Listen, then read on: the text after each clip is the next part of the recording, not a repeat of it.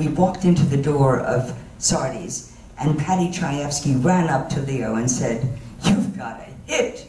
A rhinoceros is stampeded on Broadway." Here's a woman who worked with Zero on his big breakthrough Broadway hit, Rhinoceros. She was a production associate, and now she is the president of the Al Hirschfeld Foundation, Louise Kerz Hirschfeld. What do you remember most about the production of Rhinoceros?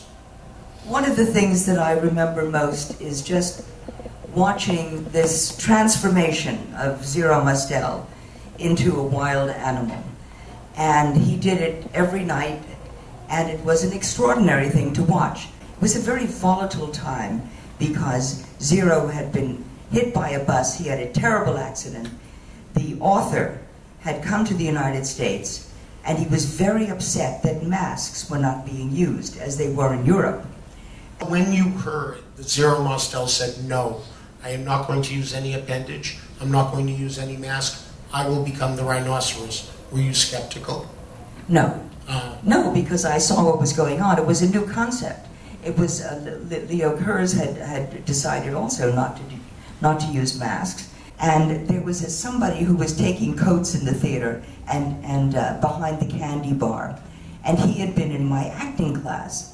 So Dusty Hoffman and I sat and watched the performance over and over and over again. And every night people were screaming and howling. I have to say that Eli and Annie were extraordinary. Zero, at one point, took Eli and threw him across the room. And he landed and did some flips, and he landed and he was straight up. And Annie Jackson did something that was so beautiful. She would kiss Eli, and when they kissed, her one leg would go up. It was just adorable. And the rest of the cast was wonderful.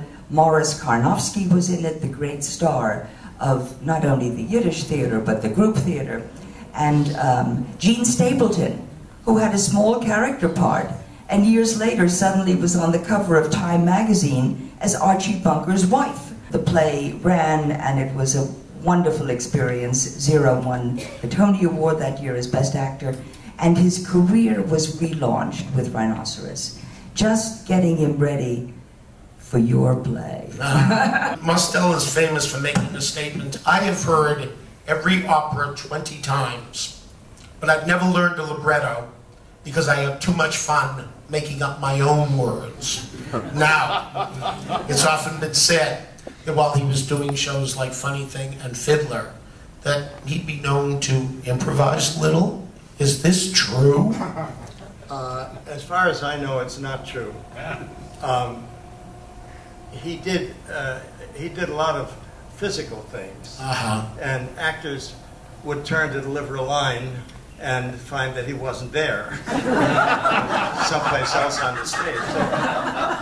So it wasn't always fun to work with him. But as far as I know, well, he did ad-lib one thing. It made us all very angry, and I have to tell you that sometime before Fiddler went into rehearsal. This has nothing to do with Fiddler, but I was very curious about Lenny Bruce. And I'd heard that he used a lot of obscenities in his act and so forth. I went to see him out of great curiosity. And what surprised me was that the obscenities were all part of characterizations that he did. And as part of the characterizations, they were absolutely appropriate, so that didn't bother me. But what did bother me is that in between these set pieces, he'd be talking to the audience and he'd throw in Yiddish words. And some of the audience would laugh, and some would say, "What did he say? What did he say?" Others, nobody knew what he said.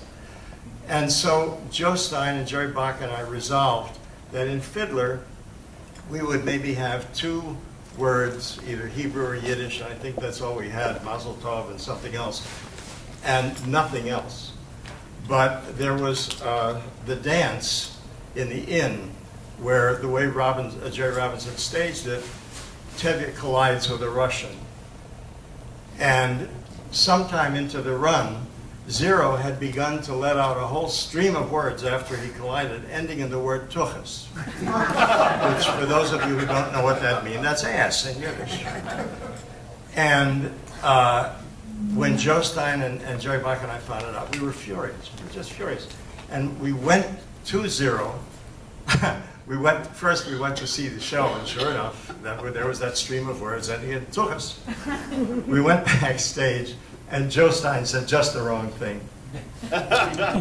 He said, "Zero, you were wonderful tonight. Buddy Hackett couldn't have done it better."